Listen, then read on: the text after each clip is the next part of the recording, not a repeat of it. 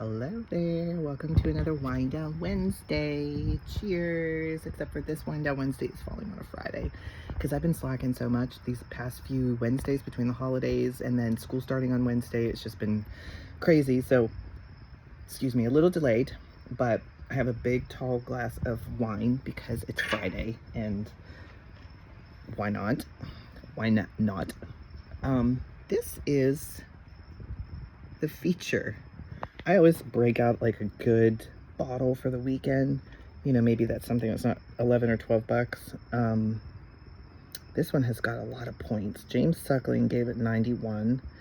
Then there's a lot of other double gold stickers and IWSC. I don't know what any of this means, but you know what? I'm going to learn. And the reason why I say that is because I bought myself a book. It's called Wine Folly because I love wine so much. I'm going to learn whatever I can about wine. I don't even know what I want to learn, but maybe just like pairing and tasting the notes in there and all that weird stuff. Because my reviews are like, hold on, here we go. This one's good. That's the extent of my sommelier skills. All right, anyways, tonight's topic, we're going to talk about the two very important documents, I guess, reports, probably is a better word, that go over to the insurance company after your inspection. So when you hire your inspector to go out and do the inspections, they're going to do a 4-point also and a wind mitigation report, especially for single family homes. You do absolutely need those two reports, non-negotiable. That's what goes to the insurance companies when you go to bind your policy and help you shop for the best premium.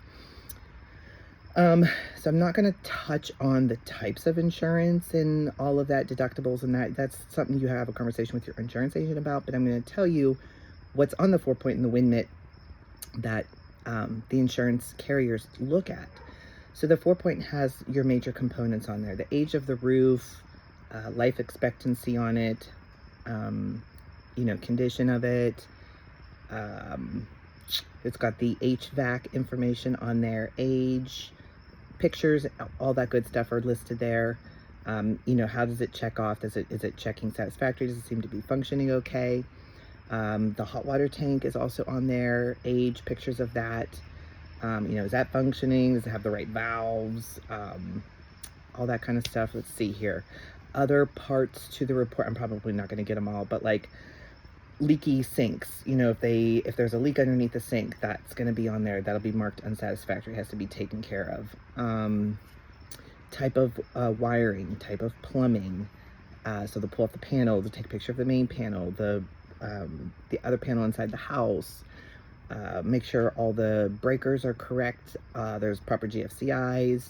So there's definitely some major things that these carriers look at to make sure that the house is up to code and that there's nothing that puts them at risk for having to, of course, fork out money for an insurance claim. So if the hot water tank is like 22 years old, it's over 20. So insurance carriers nowadays are saying over 20 years old, you have to replace the hot water tank. So if it's 22, it's not negotiable.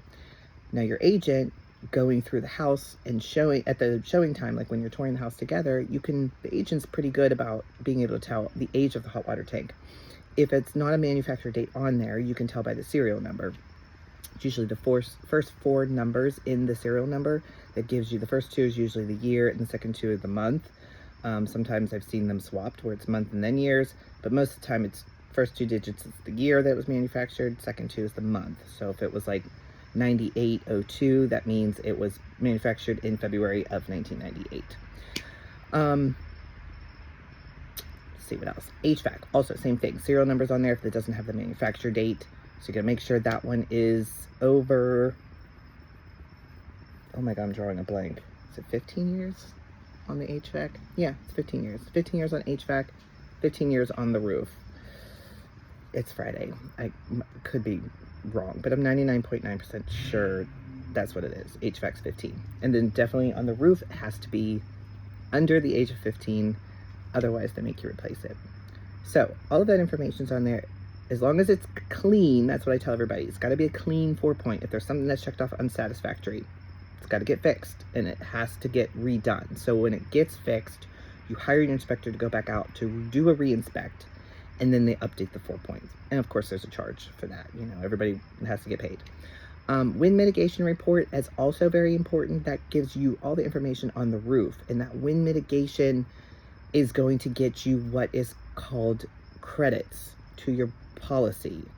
Without wind mit credits, your policy or your premium is going to be high. And I'll give you a good example.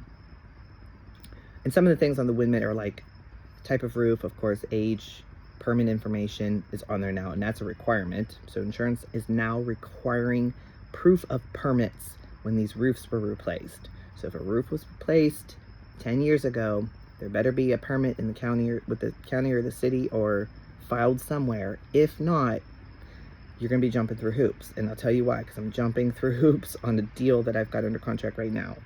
So the wind mit's going to have types of nails, the spacing, the trusses, make sure everything looks good and there's no rotted pieces out. Make sure all the granules are there and they're not falling apart. Make sure there's no leaks. Hurricane clips, very important, also will give you deductions on your premium.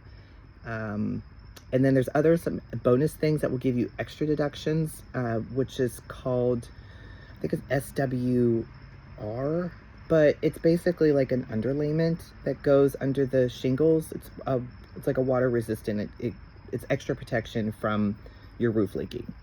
That's the Roof for Dummies description. So those are the reports that go over. Now I'll tell you what is going on without a roof permit. So I've got a house under contract, and we had the inspector go out. Now this is a 1959 home, metal roof.